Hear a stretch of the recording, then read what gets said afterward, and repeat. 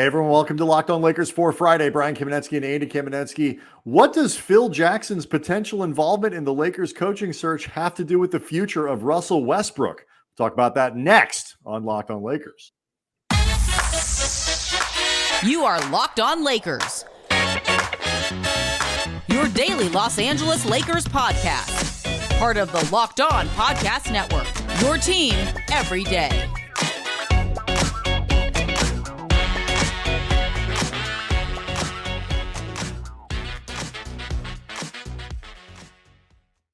Thanks to everybody for making Locked On Lakers your first listen of every day. No matter how you get your podcasts, where you get your podcasts, we've got fresh Lakers content up for you. Locked On Lakers, Andy, is where people can go to get the show early. It posts earlier there than it does the audio version does. And any breaking news, stuff like that will go to YouTube first. Make sure to make another Locked On podcast your next listen of every day. Sam Amick of The Athletic did some reporting, and we'll talk about that and LeBron in relation to LeBron James. Lakers apparently might be okay with going year to year with LeBron should he choose not to sign an extension this offseason. But Andy, Sam also reporting that not everybody is necessarily thrilled with this whole Phil Jackson helps pick the coach thing. Yeah, from Sam's piece, quote, "Make no mistake, there are powerful people close to the Lakers who aren't thrilled with the reality that Jackson's voice is being taken into account when he has no formal position with the franchise. Like it or not, though, Buss has relied on this sort of informal counsel from people that she trusts for years now. There was the case with Kobe Bryant before his passing and had everything to do with his choice to hire his former agent, Lakers Vice President of Basketball Operations, Rob Pelinka, in February 2017. People may also recall that Kobe was among the most prominent voices that Jeanie has said helped convince her to fire Jim Buss and Mitch Kupchak. But at least at the time, wasn't he still connected to the team at that point? No, he was gone. No? Oh, that's right. That's right. He'd been gone a few years. The timeline of that. You're right. There would have been a much bolder move if he was still with the team. But I'm sure he recommended it while he was still there, though. Wouldn't surprise me in the slightest. But this is something that Jeanie has done, whether you're talking about Kobe, whether you're talking about Phil, whether you're still talking about Magic Johnson, who, need I remind you, bailed famously on the organization, kneecapping and sideswiping everybody, including Jeanie Buss, who still, though, continues to bend his ear. One of the things that gets me is like, who are we talking about? And it could be, the clutch folks who probably don't have good memories of Phil going back to New York when he referred to LeBron James and Rich Paul, the whole Posse-gate thing. We talked about that, I believe, on Thursday's show. But the other guy who probably doesn't love it is Rob. And I'm not a huge Rob Pelinka fan necessarily, but it can't be easy to do his job when you have these people who are connected to Jeanie and connected to, I guess, the organization tangentially that way, constantly giving their input. And kind of like, where do they fall in the power structure and the decision making? Is it easy to go around them? I can't imagine that Rob particularly likes it anytime Magic offers his input, given what Magic did to Rob on the way out the door. I mean, like, none of this makes any sense. Even if you don't like Rob Pelinka, it still makes it harder for him to do his job. I will say, if you're in a relative sliding scale, it is probably easier for Rob to stomach Jeanie going to Phil than going to Magic. Yes. But what it doesn't do, though, is bolster the idea that Rob Pelinka is not just the ultimate decision maker, but that he's lording over a front office that has an immediate delineation of power and like a structure, and that what goes on with the organization happens within a certain amount of walls, within a front office that's been selected for particular reasons. I mean, what it does is just reinforce the very widespread narrative that the Lakers basketball operations is set up in a way that is fakakta, as our people would say, Brian. Yes. Going back to the old country. Exactly. And I think that, it's every team has these sort of informal points of contact. The people that when you need to tamper, who do I go to if I need to tamper? But I can't call the GM. I got to call someone. I need a message to get through. Every organization's got those people, and they need to. The Lakers included. The big problem with Mitch Kupchak is he never tampered. But like the way that it's set up for the Lakers, it wouldn't surprise me when you talk about powerful people close to the team, whether you're talking about agents, whether you're talking about people inside of it, players, just being frustrated with not having a real grasp on how exactly to know how decisions are being made, who's making them, where you have to go to communicate a message. Like, do you go to, if I want to communicate something to the Lakers, do I go to Magic? Do I go to Phil? Do I go to Rob? What do I do? Case in point, Magic talked about how when DeMar DeRozan was, by all accounts, an option for the Lakers, and he was somebody that LeBron and AD had considered, that DeMar's agent went to Magic and let this be known. And Magic said that he told Rob Pelinka about this, and at this point considered, this no longer his task. But like, unless like you're talking about, Brian, like you're trying to create walls and buffers for a tampering situation, and Magic was not clear about when exactly this call took place, but because this matters. This actually matters. It matters in this specific incident. Right. Sure. But the reason it matters is because unless it's for this reason specifically, there is no reason whatsoever for DeMar DeRozan's agent to be calling Magic at all, as opposed to just going to LeBron. Going to LeBron. It was a Freudian slip. Yeah, actually, really. Correct, yeah. But, okay, but going to, if not Rob Pelinka, Kurt Rambis and Linda Rambis, like people on the damn payroll who are actually in the front office. Dial the front desk. but you know what I'm saying? It doesn't make any sense. It doesn't. My larger point is too, like, even if in this particular case there were reasons or mitigating circumstances, whatever it might be, it's certainly not hard to come up with hypotheticals that get you to a place where you say, I am externally, somebody who deals in the power, sort of the transactional power of the Lakers, and I've got people that we're talking about stuff and we're doing things and we're trying to put things together, and I don't know exactly who I'm supposed to be talking to. And like I said, if I talk to Rob about something, is that going to be undercut by Magic Johnson or Phil Jackson? If I do something with Phil because I think Phil is connected, is that going to be undercut then by Rob? Because Rob, I just don't get it. And it's also important for people to remember that it is, even with the best run front offices across the league that are generally on the same page, creating consensus can be difficult under those circumstances, much less if you're trying to figure out consensus within whoever is on the payroll as an exec, and then the outside forces you're talking about. And you don't have control over those external people in the same way. Certainly you're not going to, Magic Johnson constantly talks in ways that undermine the broad interests of the franchise. Just like all the time. It's basically like 27% of his Twitter feed is doing stuff that the Lakers would probably prefer he not say publicly. Think what he would do if he and Jeanie weren't tight. Right. Didn't like her. This is Magic in presumably helpful mode. Right. That's a good point.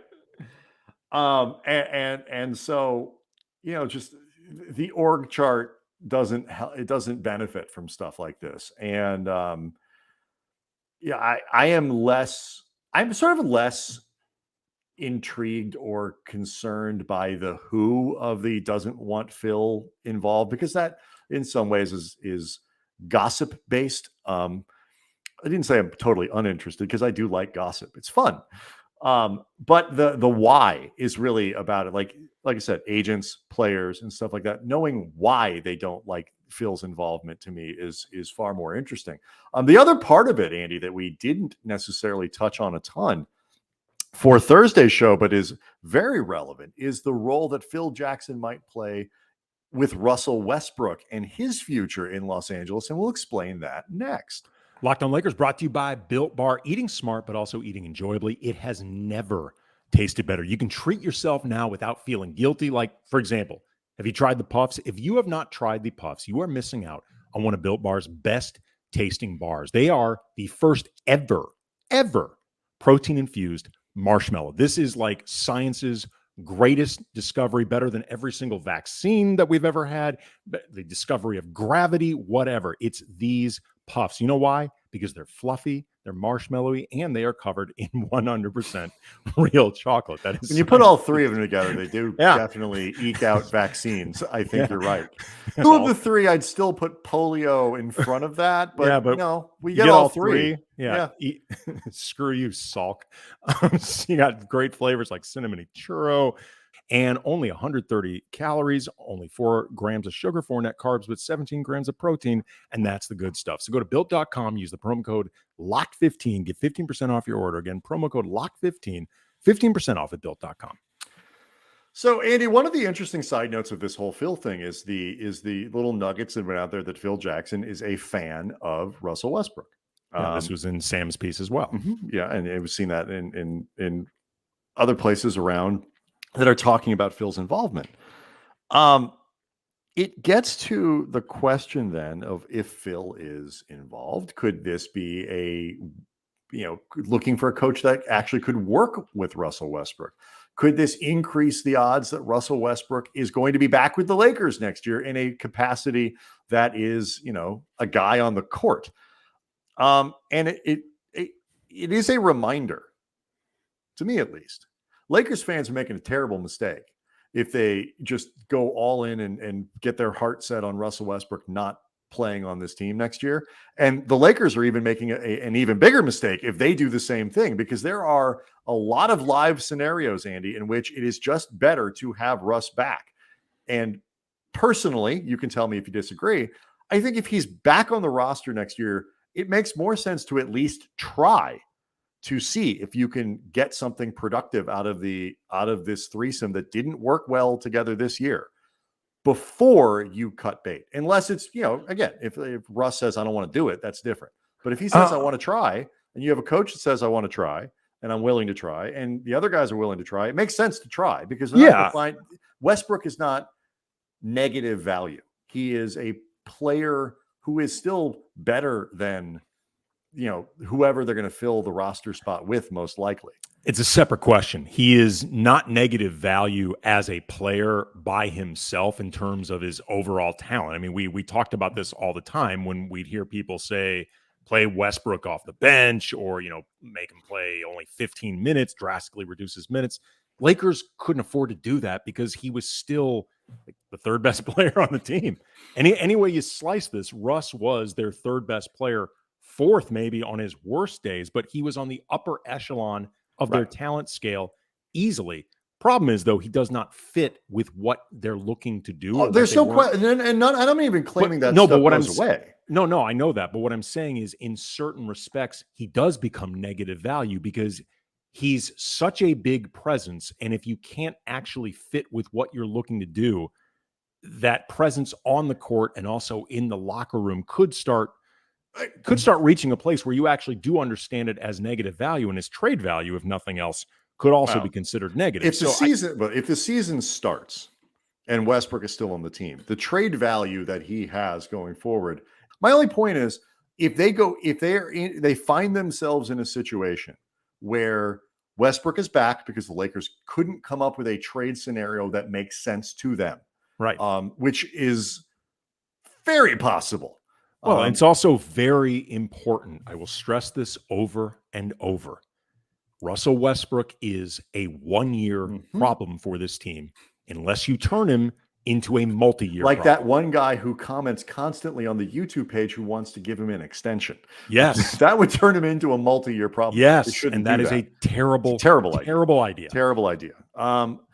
But if that's the case, and Westbrook comes back and you got a new coach, and it's a kind of a fresh start sort of scenario and all this sort of thing, I just think if you have this player, rather than starting with paying him to go away, start by seeing if you can make it work. You might find quickly that it doesn't.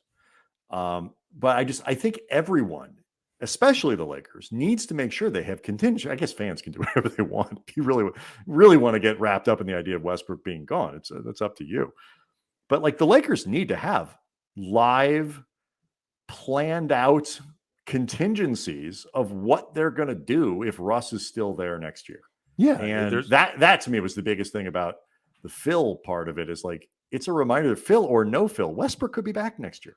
Yeah, there's no question. I mean, it's not a given that they can find a deal that makes sense for them. And you are correct that if everybody involved is saying the right things, whether you're talking about Russ, whether you're talking about coach to be named later, LeBron, AD, down the line, if everybody, granted they said all the right things heading into last season and it did not work, but if everybody now they're a year wiser, Andy, and they've all learned. Exactly. If everybody Westbrook, known for learning, bending in that way. Oh yeah, no, I've always said he is the league's most flexible player. You just drop that guy into bastion any of situation. Accommodation. That one. Oh yeah, no. Well, if you ask him, I mean, remember I asked Russell about this directly during his exit interview. I asked Russ if he embraced the adjustments that were asked of him versus just looking to do them, because there's a difference, and Russ understood exactly what I meant by that difference. And he said not only did he embrace these changes, he's actually been the guy that over the course of his career typically has to adjust the most. And he's always embraced that. I would suggest to Russ, he should work on his adjusting face or adjusting body language, because what he is feeling during the process of these adjustments, I would argue it doesn't read the same way to the audience or perhaps his teammates or coaches or anybody watching at all, other than maybe the Westbrook family. Right. It doesn't translate. But look, there is some precedent for this, because I mean, look, if Russ is here in October, it's because the avenues to try. I mean, if we're up to, I don't think Westbrook wants to come back. I don't think the Lakers want him to come back. So if he's here, it's because they couldn't figure out a way to do that. He's going to make his money regardless. And, I mean, I think if he understands he's not going to be in LA after next year, if you want to try to figure out how am I going to, he's not going to make $47 million on his next contract. So what is my space in the NBA after next season, after I'm done with the Lakers? I don't know if that's as a sixth man. I don't know what that, but it's not going to be Russell Westbrook as he's sort of currently conceived. So maybe next year is a way to sort of test drive some of that to show other teams, in ways that guys like Carmelo Anthony have had to do and other players have had to do, Dwight Howard, that, okay, I've reached a point, Mike. So maybe there's a scenario there. And, Lamar Odom, who was in his prime when Phil Jackson told him that he's coming off the bench, said in our presence that he had lost his rabbit mind. And Phil did, not Lamar. Right. Lamar said that to Phil. And he, it turned into a great thing.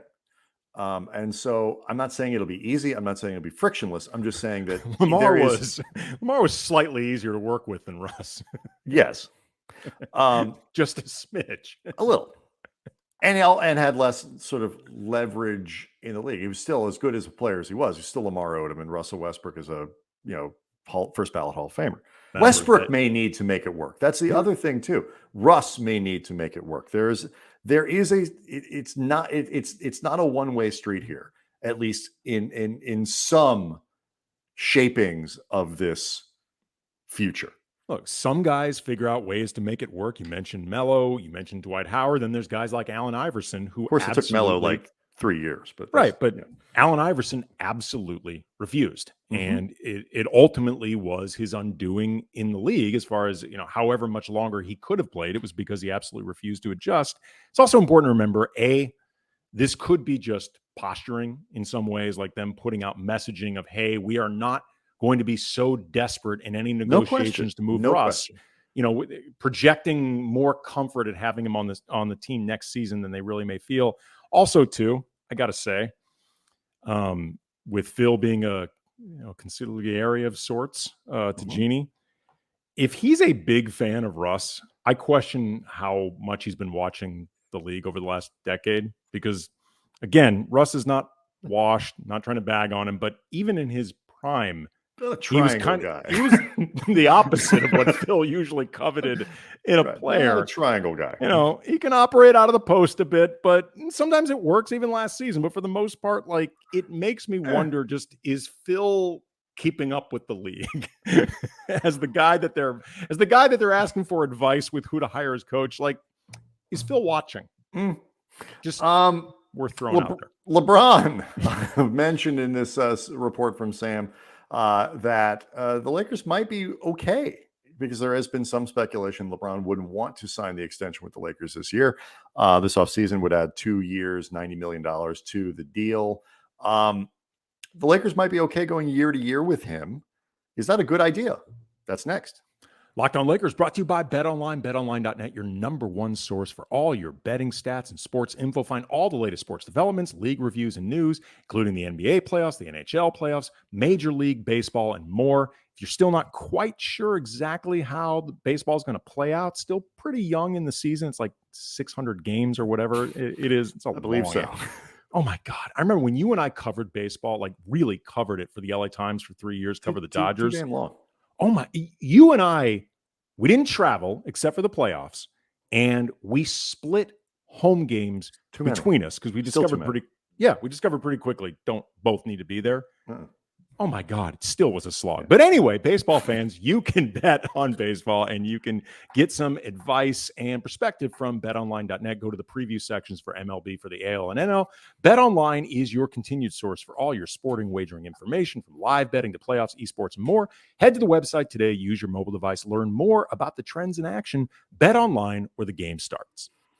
Yeah, a couple things. First, if you have 3 numbers in the how many games are in your season slot, you're doing it wrong. That's just, take a note there. And second, regarding my kernel of optimism around this Westbrook thing, it should also be noted that my wife still doesn't let me really feel comfortable when I leave the house by myself, because she's concerned I'm going to go sell the family cow for magic beans. So I even now probably have too much faith in humanity. That's why we work together, Brian. Yes. So you just keep that in mind as well, if you were feeling better about it. We actually floated this idea I think it was a couple weeks ago, even at this point, that the Lakers, because this is when the speculation LeBron might not want to sign an extension with the Lakers came out, like, would he go year to year? And would that be necessarily the worst thing? Sam Amick, who reported that initially, is now reporting that the Lakers might be okay with it. As you said with the Westbrook thing, that could also be posturing. They might not like it at all. But if assuming they're telling the truth, what are your thoughts?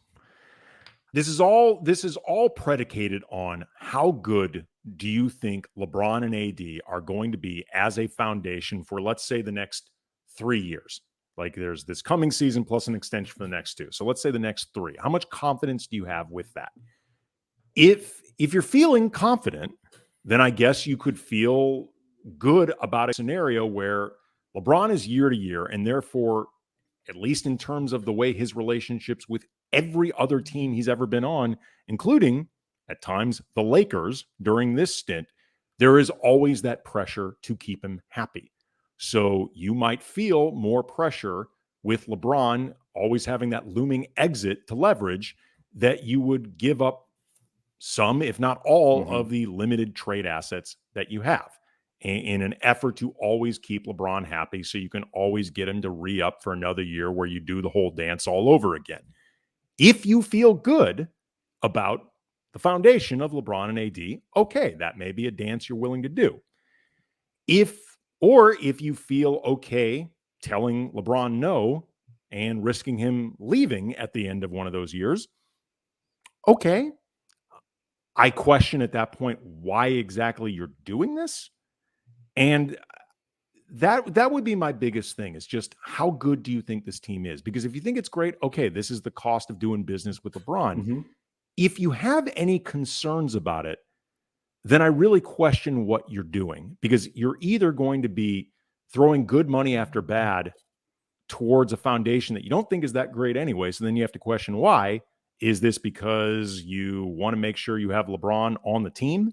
because you're trying to make up a lot of lost revenue from like a decade of poor teams, no playoffs, lost revenue because of the pandemic, yada, yada, yada, or you're just trying to put off the inevitable with a rebuild. So really it comes down to how good do you think this foundation is? Why are you comfortable being year to year with LeBron? I look at me. I don't know if this is looking at it slightly differently or not. If they're okay, the problem with year to year with LeBron, in theory, is every year you feel a compulsion to do literally everything that you can do to make yourself championship caliber. Because if you don't, LeBron will leave. Yep. So I will say they are somewhat buoyed by the fact that they can't really do much to go all in. So that's somewhat helpful in a dark kind of way. But if you're okay with drawing lines, and you're okay with the idea that that line might mean LeBron goes, then I actually think year to year could be the ideal situation for everyone. If you have a setup where LeBron is understanding of the position that he's putting the Lakers in, I want to stay here year to year because my family's here. I like it here. But if Bronny shows up in Minnesota in 3 years, I want to be able to go to Minnesota, and I want to just be able to go, and I want to sign a minimum contract and go play for the Timberwolves or whatever it is. If I know I have 1 year left and I really want to try to compete for a title, I want to be able to go. And you guys, hopefully you'll be there. Okay. If everybody's kind of, but LeBron also says, but I understand because of that, you can't do certain things to please me. So this doesn't work if they're terrified the star will leave. If they're not, then it's okay. It could work. I think it depends on how you define work. I also just sort of, again, unless the team is really good, in which case you would understand giving up assets, whatever, because you're trying to get yourself that much better towards winning a championship. I just question if this is just a willful exercise of spinning wheels by everybody involved. Right, but what if you think that these, I guess if you think that the best thing to do, the fastest way, or like that this core has no chance of winning a title, then I guess you try to trade Anthony Davis and LeBron James and do the best you can. I happen to think that, like a lot of people, you're trading Anthony Davis at a near low value to Sure. what he is. And I think LeBron is going to be very difficult to trade. So you could, quote unquote, blow it up. You've still got all those assets going to New Orleans. No, but he's under contract next season regardless. I'm talking about going into 1 year mode. I'm just saying that's fine. But I'm saying you don't have to automatically panic and trade LeBron if he doesn't sign an extension because you're worried about him not staying, as long as you're not paranoid about him not staying. Right. And you can try to build stuff around him. You can do the best and try to win and all that kind of stuff. Because what's the alternative? Move towards what is inevitably by going doing to happen. What? Trading quicker. him for what? I don't know for right. what. Trading him, but if you don't trade it, you trade him for anything. I'm just saying I am not convinced yet that the blow it up strategy gets you anywhere faster than the potential benefit of trying to do what you can with these guys. I understand without doing something stupid. All I'm saying is sure, but my point is the idea that there's no harm from it, I disagree with. Even if they don't feel pressure, I actually disagree there is potentially harm to it, because I feel like in some ways you're just spinning your wheels because you don't want to do some of the stuff that the Lakers hate to do. All right. Well, I suspect this will not be the last time this offseason we bring up this topic. Locked On Lakers on YouTube is, of course, where you go to see the podcast and get all the breaking news, reaction to that, when free agency starts to hit, when trade season starts, when coaching hiring starts. That'll all go up on the YouTube page first. Make another Locked On podcast your second listen of every day. Hope you have a great weekend. We'll see you. Happy Mother's Day to all the mothers out there. Yes. We'll see you on Monday.